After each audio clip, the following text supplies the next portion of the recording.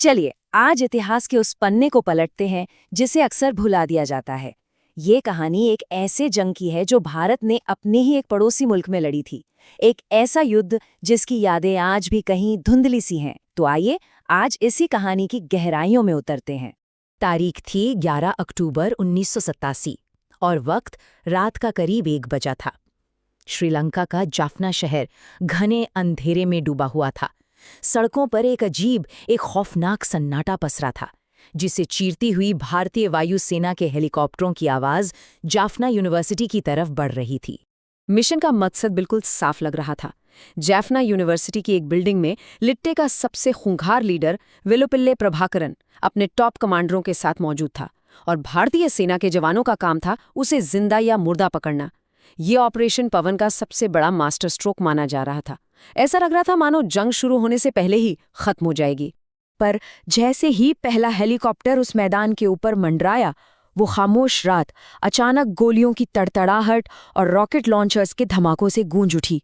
चारों तरफ इमारतों की छतों से, पेड़ों से लिट्टे के लड़ाके आधुनिक हथियारों से आग उगल रहे थे। वो पहले से ही तैयार थे। मतलब इंडियन आर्मी जिसे सरप्राइज देने गई थी, असल में उसके लिए ही प्रभाकरन ने मौत का एक खतरनाक जाल बिछा रखा था। हम घिर चुके हैं, भारी नुकसान हुआ है, लेकिन हम लड़ेंगे। ये 13वीं सिख लाइट इन्फेंट्री का मेजर वीरेंद्र सिंह के आखिरी शब्द थे जो उन्होंने रेडियो पर भेजे। उनके 29 जवान उस मैदान में फंस चुके थे, चारों तरफ से घिरे हुए। उनके ये शब्द उनकी बेबसी और उनकी बेमिसाल बहादुरी दोनों को बयां करते हैं। अगली सुबह तक 13वीं सिख लाइट इन्फेंट्री के 30 में से 29 जवान वीर गति को प्राप्त हो चुके थे। जाफना यूनिवर्सिटी का वो हरा भरा मैदान खून से लाल हो चुका था। और ये भारतीय सेना के इतिहास के सबसे दर्दनाक पन्नों में से एक की सिर्फ शुरुआत थी। तो यहाँ सबसे बड़ा सवाल खड़ा होता है ना, कि आखिर दुनिया की सबसे ताकतवर सेनाओं में से एक इंडियन आर्मी श्रीलंका की उन अनजान गलियों में कर क्या रही थी? और जो जवान शांति सेना बनकर गए थे, वो अचानक से दुश्मन कैसे बन गए? इस कैसे का जवाब जानने के लिए हमें इतिहास में थोड़ा पीछे जाना होगा। तो बात शुरू होती है 1948 से, जब श्रीलंका आज़ाद हुआ। लेकिन सत्ता आई बहुसंख्यक सिंहलियों के हाथ में। फिर 1956 में सिंहला ओनली एक्ट आया, जिसने तमिल भाषा को लगभग किनारे कर दिया। इसी भेदभाव ने तमिलों के मन में गुस्से के बीज बोए। 70 का दशक आते आते शांतिपूर्ण विरोध ने हिंसा का रूप ले लिया और 1983 के ब्लैक जुलाई दंगों ने तो इसे एक खूनी गृहयुद्ध में ही बदल दिया। और इसी गृहयुद्ध की आग से पैदा हुआ लिट्टे और उसका क्रूर नेता वेलुपिल्ले प्रभाकरन। प्रभाकरन कोई मामूली उग्रवादी नहीं था। उसने लिट्टे को एक गुरिल्ला गुट से एक पूरी पैरेलल आर्मी बना दिया, जिसके पास अपनी खुद की नेवी सी टाइगर्स और यहाँ तक कि अपनी एयरफोर्स एयर टाइगर्स भी थीं। उसी ने आतंकवाद और आत्मघाती हमलों को एक हथियार की तरह इस्तेमाल करना शुरू किया। अब इस गृहयुद्ध की आग भारत तक भी पहुंचने लगी थी। शुरू में भारत ने तमिल गुटों को ट्रेनिंग दी, ऐसी बातें कही जाती हैं। लेकिन जब राजीव गांधी प्रधानमंत्री बने तो भारत की पॉलिसी बदली। अब जोर एक शांतिपूर्ण डिप्लोमेटिक हल निकालने पर था। जब श्रीलंकाई सेना ने जाफना को चारों तरफ से घेर लिया तो भारत चुप नहीं बैठा।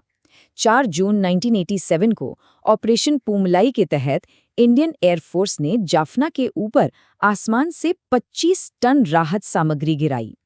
ये एक तरह से श्रीलंका की संप्रभुता को सीधी चुनौती थी और इसी कदम ने उन्हें बातचीत की मेज पर आने के लिए मजबूर कर दिया। इस दबाव का नतीजा ये हुआ कि 29 जुलाई 1987 को ऐतिहासिक भारत-लंका शांति समझौते पर दस्तखत हुए।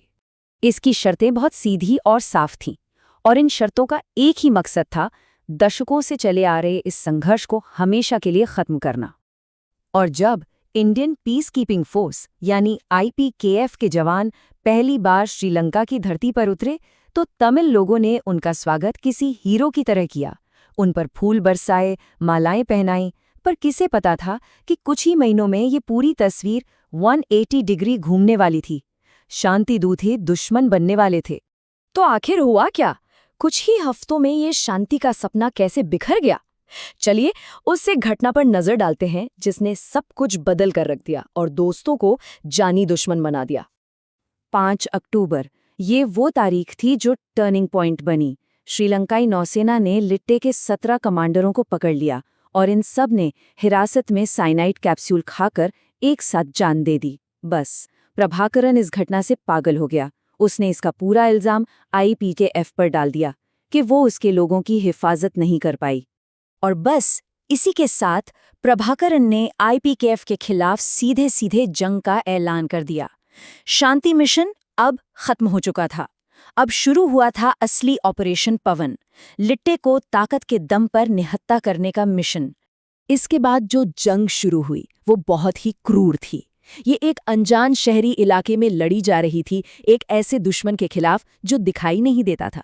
और इस जंग में विश्वासघात का एक ऐसा पन्ना भी जुड़ा जिसके बारे में सोचकर आज भी हैरानी होती है। IPK के लिए चुनौतियां ही चुनौतियां थीं। जंग जाफना की तंग गलियों में हो रही थी, जहां दुश्मन आम लोगों की भीड़ में छुपा था। सड़कें बारूदी सुरंगों से भरी थीं और सबसे भयानक बात, लिट्टे ने 10-12 साल के छोटे छोटे बच्चों का ब्रेन वॉश करके उन्हें लड़ने के लिए भेज दिया था। हालत ये थी कि हमारे सैनिकों के पास शुरुआत में लड़ने के लिए सटीक नक्शे तक नहीं थे, वो टूरिस्ट मैप्स का इस्तेमाल कर रहे थे। लेकिन इन मुश्किल हालात में भी भारतीय सैनिकों ने बहादुरी की ऐसी मिसालें कायम कीं जो आज भी रोंगटे खड़े कर देती हैं। मेजर रामास्वामी परमेश्वरन की कहानी उन्हीं में से एक है। सीने में गोली लगने के बावजूद उन्होंने आतंकी से उसकी राइफल छीनी, उसे मार गिराया और अपनी आखिरी सांस तक अपने जवानों को कमांड देते रहे। उन्हें मरणोपरांत भारत के सबसे बड़े वीरता पुरस्कार परमवीर चक्र से सम्मानित किया गया। पर इस जंग का सबसे हैरान करने वाला सबसे बड़ा धोखा तब सामने आया जब 1989 में श्रीलंका के नए राष्ट्रपति रणसिंघे प्रेमदासा ने इंडियन आर्मी को बाहर निकालने के लिए उसी लिट्टे को सीक्रेटली हथियार और पैसे देने शुरू कर दिए, जिससे IPKF लड़ रही थी। मतलब जिस सरकार की मदद करने हम गए थे वही पीठ में छुरा घोंप रही थी। ये राजनीति का शायद सबसे घिनौना चेहरा था। अब बात करते हैं इस ऑपरेशन के अंजाम की और इसकी उस लंबी दुखद परछाई की जो आज तक मौजूद है। एक ऐसा बलिदान जिसे हम अक्सर याद ही नहीं करते। ये ऑपरेशन पूरे 32 महीनों तक चला और इस दौरान भारत ने एक बहुत भारी कीमत चुकाई। हमारे 1200 से ज्यादा सैनिक शहीद हुए और 3000 से ज्यादा गंभीर रूप से घायल। ये आंकड़े सिर्फ नंबर नहीं हैं, ये उन परिवारों के दर्द की कहानी है। और फिर मार्च 1990 में IPKF को श्रीलंका से वापस बुला लिया गया। सोचिए, जब हमारे जवान वापस आए तो उनके स्वागत के लिए कोई विक्ट्री परेड नहीं थी, कोई ढोल नगाड़े नहीं थे, एक खामोश वापसी। देखिए, ये इंडियन आर्मी की हार बिल्कुल नहीं थी, ये तो राजनीति और कूटनीति की एक बहुत बड़ी नाकामी थी। लेकिन कहानी यहीं खत्म नहीं हुई। लिट्टे ने, प्रभाकरन ने इस दखल को कभी माफ नहीं किया और इसका बदला लिया गया 21 मई 1991 को, जब एक लिट्टे की महिला सुसाइड बॉम्बर ने भारत के पूर्व प्रधानमंत्री राजीव गांधी की हत्या कर दी। ऑपरेशन पवन की वो आग आखिरकार भारत तक पहुंच ही गई। आज जब हम इतिहास को पलटकर देखते हैं तो ऑपरेशन पवन के जवानों की शहादत पर अक्सर ही खामोशी सी छा जाती है। पर ये सवाल आज भी वही का वही है।